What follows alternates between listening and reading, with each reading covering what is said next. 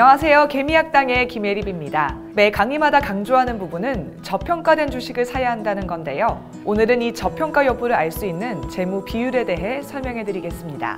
바로 주가에서 한 주당 가치를 나눈 비율인데요. 이 한 주당 가치는 바로 지난 강의 EPS, BPS, SPS, CPS를 통해 알아보았죠.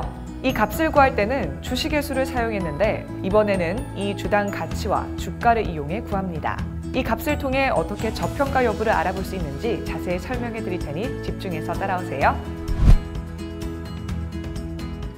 PER은 주가 수익 비율 EPS로 주가를 주당 순이익으로 나눠 계산합니다. 간단하게 시가총액을 단기 순이익으로 나누어 계산해 볼 수 있습니다. PER은 현재 기업이 내고 있는 이익으로 보았을 때 주가가 적정 주가보다 과대평가되었는지 혹은 저평가되었는지 파악하게 해주는 지표인데요. 보통 작년의 PER에 비해 높거나 업종 평균 PER과 비교해서 높으면 과대평가되었다고 평가하죠. 이렇게 고 PER 주식에는 되도록 투자하지 않는 것이 유리하고 저 PER 주식은 시장에 비해 과소평가된 주식이므로 투자하는 것이 좋습니다.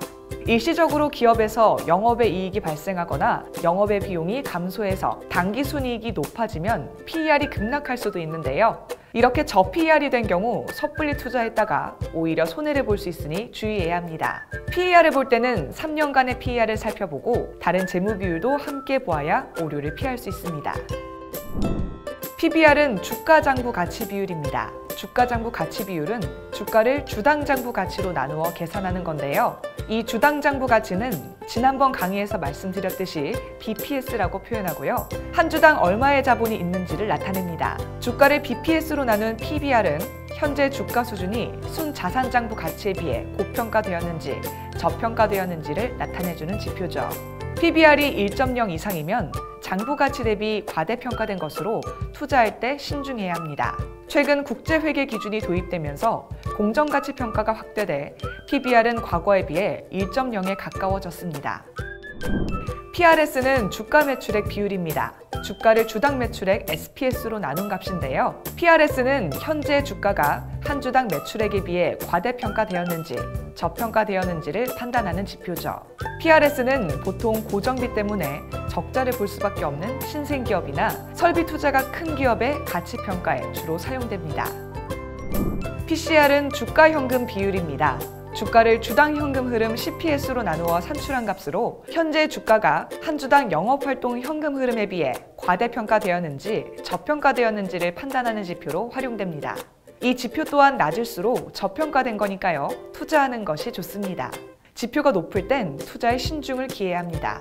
모두 꼭 기억해 두었다가 주식 투자에 유용하게 사용하시길 바랍니다.